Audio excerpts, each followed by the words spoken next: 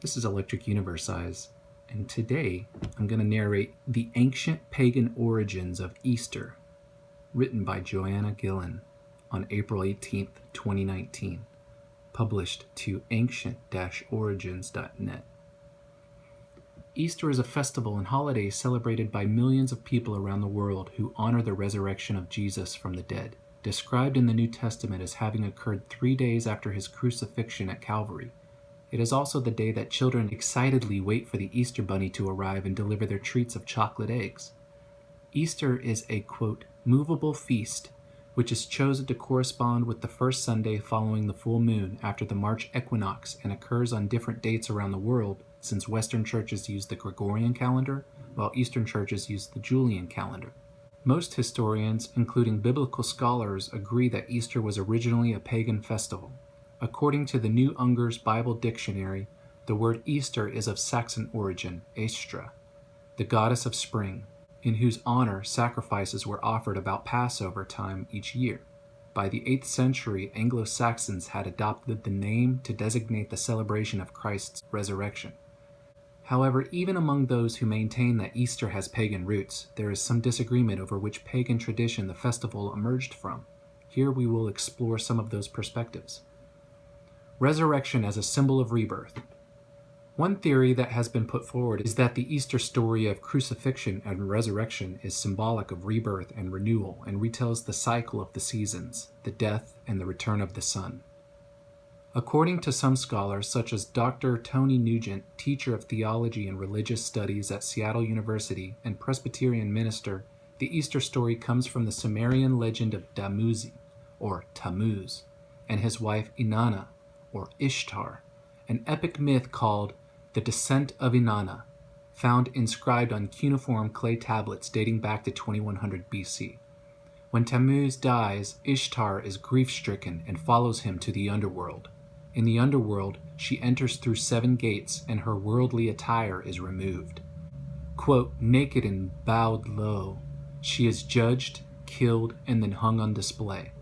In her absence, the earth loses its fertility, crops cease to grow, and animals stop reproducing. Unless something is done, all life on earth will end. After Inanna has been missing for 3 days, her assistant goes to other gods for help.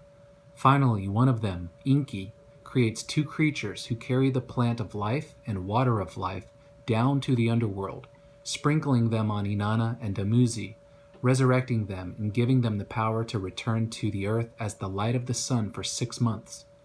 After the 6 months are up, Tammuz returns to the underworld of the dead, remaining there for another 6 months, and Ishtar pursues him, prompting the water god to rescue them both. Thus were the cycles of winter, death, and spring life. Dr. Nugent is quick to point out that the drawing parallels between the story of Jesus and the epic of Inanna, quote, doesn't necessarily mean that there wasn't a real person, Jesus, who was crucified, but rather that if there was, the story about it is structured and embellished in accordance with the pattern that was very ancient and widespread. The Sumerian goddess Inanna is known outside of Mesopotamia by her Babylonian name, Ishtar. In ancient Canaan, Ishtar is known as Astarte, and her counterparts in the Greek and Roman pantheons are known as Aphrodite and Venus.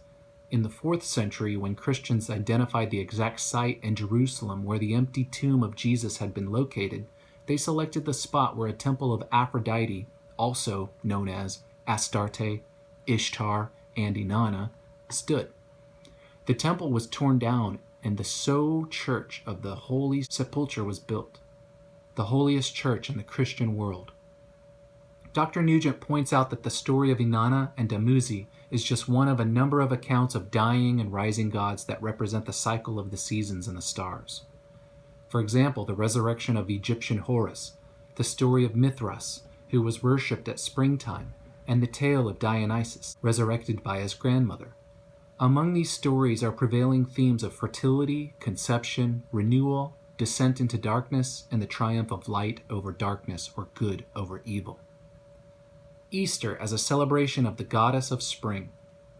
A related perspective is that, rather than being a representation of the story Ishtar, Easter was originally a celebration of Esther, goddess of spring, otherwise known as Ostera, Ostra, and Easter. One of the most revered aspects of Ostara for both ancient and modern observers is a spirit of renewal. Celebrated at spring equinox on March 21st, Ostara marks the day when light is equal to darkness and will continue to grow. As the bringer of light after a long dark winter, the goddess was often depicted with the hare, an animal that represents the arrival of spring as well as the fertility of the season. According to Jacob Grimm's Deutsche mythology, the idea of resurrection was ingrained within the celebration of Ostara. Quote, Ostara, Esther, seems therefore to have been the divinity of the radiant dawn, of upspringing light, a spectacle that brings joy and blessing, whose meaning could be easily adapted from the resurrection day of the Christians' God. Most analysis of the origin of the word Easter agree that it was named after Esther, an ancient word meaning spring, though many European languages use one form or another of the Latin name for Easter, or Pascha, which is derived from the Hebrew Pesach, meaning Passover. Easter and its connection to Passover. Easter is associated with the Jewish festival of Passover through its symbolism and meaning, as well as its position in the calendar. Some early Christians chose to celebrate the resurrection of Jesus on the same date as Passover, which reflects Easter having entered Christianity during its earliest Jewish period. Evidence of a more developed Christian festival of Easter emerged around the mid-2nd century. In 325 AD, Emperor Constantine convened a meeting of Christian leaders to resolve important disputes at the Council of Nicaea. Since the church believed that the resurrection took place on a Sunday, the council determined that Easter should always fall on the first Sunday after the first full moon following the vernal equinox. Easter has since remained without a fixed date, but proximate to the full moon, which coincided with the start of Passover. While there are distinctive differences between the celebrations of Pesach and Easter, both festivals celebrate rebirth, in Christianity through the resurrection of Jesus, and in the Jewish traditions through the liberation of the Israelites from slavery. The origins of Easter customs. The most widely practiced customs on Easter Sunday relate to the symbol of the rabbit, or the Easter bunny, and the egg. As outlined previously, the rabbit was a symbol associated with Esther, representing the beginning of springtime. Likewise, the egg has come to represent spring, fertility, and renewal. In Germanic mythology, it is said that Ostera healed a wounded bird she found in the woods by changing it into a hare. Still partially a bird, the hare showed its gratitude to the goddess by laying eggs as gifts. The Encyclopedia Britannica clearly explains the pagan traditions associated with the egg. Quote, the egg as a symbol of fertility and of renewed life goes back to the ancient Egyptians and Persians, who had also the custom of coloring and eating eggs during their spring festival. In ancient Egypt, an egg symbolized the sun, while for the Babylonians, the egg represents the hatching of the Venus Ishtar, who fell from heaven to the Euphrates. So where did the tradition of an egg-toting Easter bunny come from? The first reference can be found in a German text dating to 1572 AD. Quote, do not worry if the Easter bunny escapes you. Should we miss his eggs, we will cook the nest, the text reads. But it wasn't until the tradition made its way to the United States via the arrival of German immigrants that the custom took on its current form. By the end of the 19th century, shops were selling rabbit-shaped candies, which later became the chocolate bunnies we have today, and children were being told the story of a rabbit that delivers baskets of eggs, chocolate, and other candy on Easter morning. In many Christian traditions, the custom of giving eggs at Easter celebrates new life. Christians remember that Jesus, after dying on the cross, rose from the dead, showing that life could win over death. For Christians, the egg is a symbol of the tomb in which the body of Jesus was placed, while cracking the egg represents Jesus' resurrection. In the Orthodox tradition, eggs are painted red to symbolize the blood Jesus shed on the cross.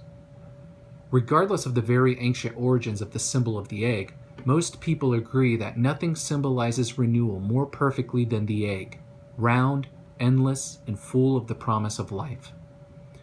When many of the pagan customs associated with the celebration of spring were at one stage practiced alongside Christian Easter traditions, they eventually came to be absorbed within Christianity as symbols of the resurrection of Jesus.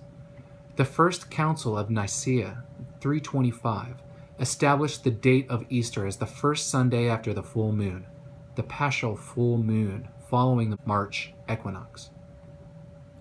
Whether it is observed as a religious holiday commemorating the resurrection of Jesus Christ, or a time for families in the Northern Hemisphere to enjoy the coming of spring and celebrate with egg decorating and Easter bunnies, the celebration of Easter still retains the same spirit of rebirth and renewal as it has for thousands of years.